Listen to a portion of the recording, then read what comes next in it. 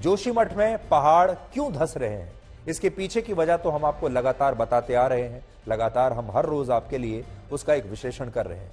लेकिन आज हम आपको जोशीमठ का धार्मिक और ऐतिहासिक महत्व भी बताना चाहते हैं। शायद आपको पता नहीं होगा, क्योंकि जोशीमठ भारत के लिए एक ऐसा स्थान है जिसे हमें संरक्षित करके रखना ही चाहिए था हर कीमत पर।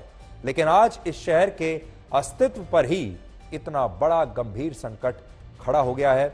जोशीमठ के बारे में सबसे पहले आप जान लीजिए कि क्यों जोशीमठ एक बहुत ही महत्वपूर्ण स्थान है। जोशीमठ भारत की मठ परंपरा की सबसे बड़ी और सबसे प्राचीन धरोहर है और 8वीं शताब्दी में जब गुरु आदि शंकराचार्य ने भारत के चारों कोनों में 4 मठ स्थापित किए थे, तब उनमें से एक मठ जो अस्तित्व में आया था वो था उत्तराखंड का यही जोशीमठ।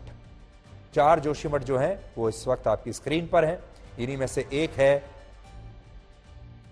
जोशीमठ, जो ज्योतिर्मठ है उत्तराखंड में। हालांकि तब इसे जोशीमठ नहीं कहा जाता था, इसका तब असली नाम हुआ करता था ज्योतिर्मठ, लेकिन अब इसे जोशीमठ कहा जाता है।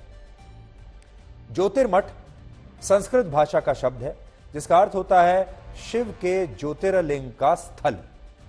अब सोचिए कितना पवित्र स्थल होगा ये।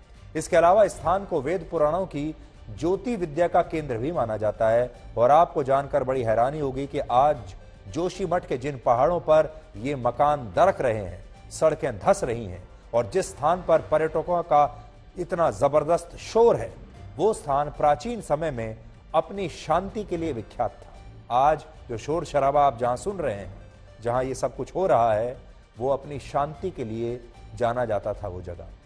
ऐसी मान्यता है कि जब भगवान विष्णु के अवतार भगवान नरसिंह बहुत ज्यादा क्रोधित थे, तब उन्होंने अपना क्रोध शांत करने के लिए हिमालय के इसी जोशीमठ में शरण ली थी। और यही वजह है कि आज इसी स्थान पर भगवान नरसिंह का एक बहुत ही प्रसिद्ध मंदिर भी है। लेकिन जरा सोचिए, अगर भगवान नरसिंह ने आज जोशीमठ में शांति की प्राप्ति के लिए इसी तरह शरण ली होती तो क्या होता? शायद उन्हें जोशीमठ की स्थिति देखकर बहुत दुख होता और शायद जोशीमठ में ये ट्रैफिक का शोर उन्हें और क्रोधित कर देता।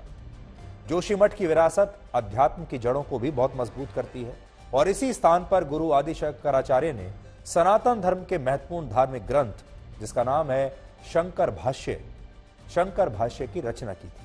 और यहीं पर उन्होंने शहतूत के एक पेड़ के नीचे बैठकर उन्हें ज्ञान की प्राप्ति हुई थी। इसके अलावा जोशीमठ को प्राचीन काल में कार्तिकेयपुर के नाम से भी जाना जाता था और यह नाम इस स्थान को भगवान शिव के पुत्र कार्तिकेय से मिला था। और जोशीमठ हिमालय के एक बहुत बड़े क्षेत्र की प्राचीन राजधानी भी था।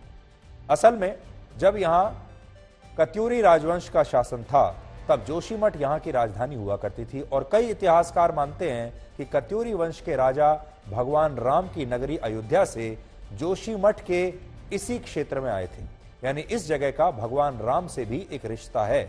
और बड़ी बात यह है कि जोशीमठ शहर भगवान बद्री यानी भगवान विष्णु का दूसरा घर माना जाता है।